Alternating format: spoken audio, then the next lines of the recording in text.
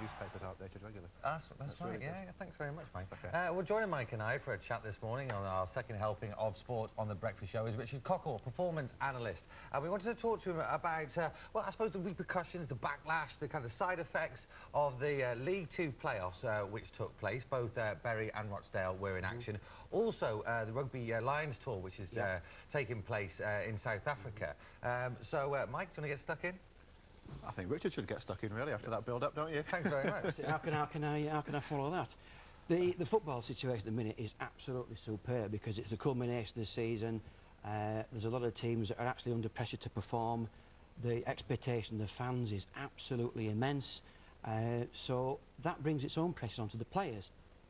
So when the actual players take to the field, they cross that white line, what can happen is that some of them actually freeze because they're thinking, you know, if we don't win this, we're going down, we don't qualify, we don't do this, we don't do that. And as I say, they can absolutely freeze. And yet some of them, because the mental attitude is right, they'll just skip around that field as the balls join to their feet. It's absolutely wonderful to watch at the minute, it really is. Is it similar to golf, where if you go and have lessons from a pro, the pro will tell you to visualise where your ball's going to land before you hit it? Visualisation is the whole thing, is the actual key, because what will happen is any good coach with his team will visualise where they're going to be. So what you do is you take the team to the end result.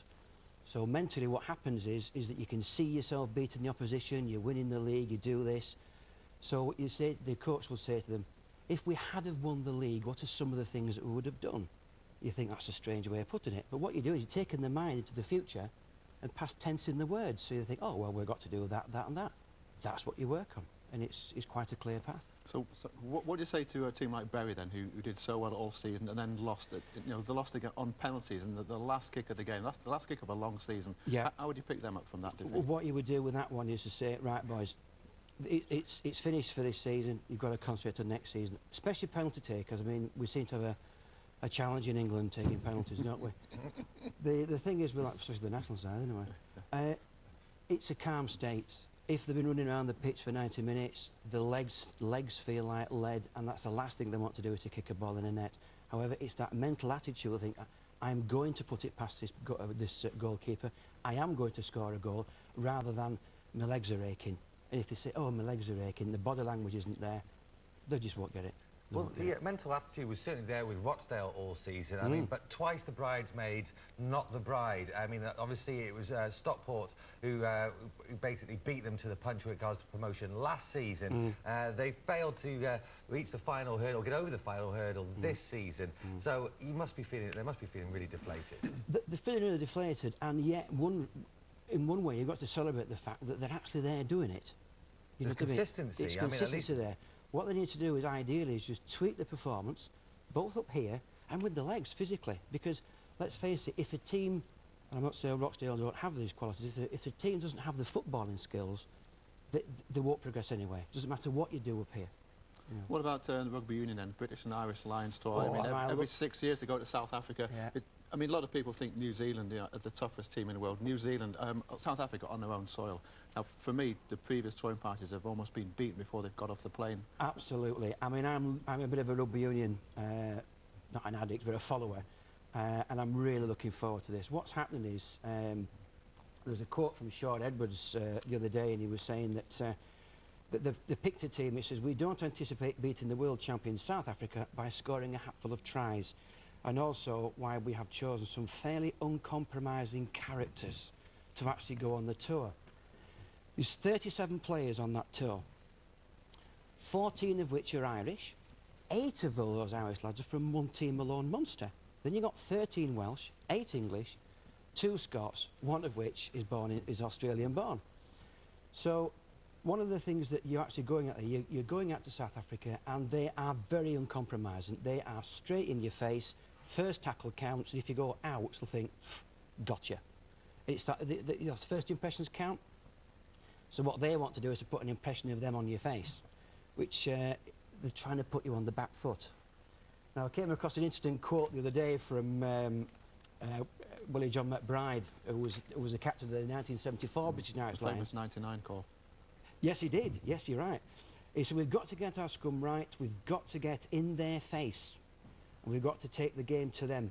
In 1974, we had a heck of a pack forward. It's the same criteria that's now. They've got to get in the face. They've got to ruffle the game plan, and they've actually got to believe in themselves.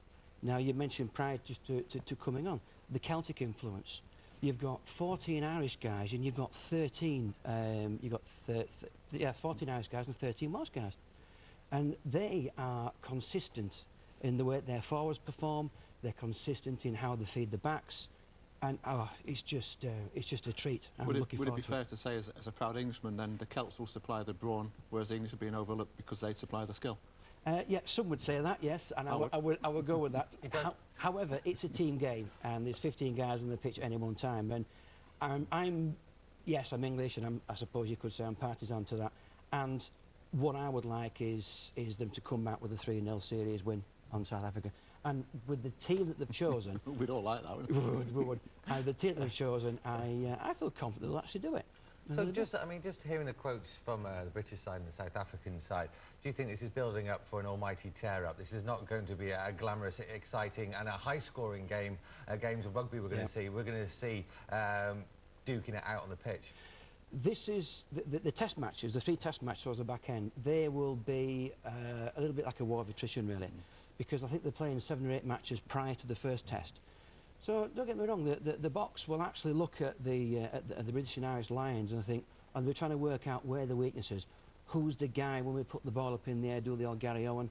Who's the one that's going to drop the ball? And that's what they're going to concentrate on. And they'll be watching them all the way through the series, up to the first series, up to the first test series, test match, should I say.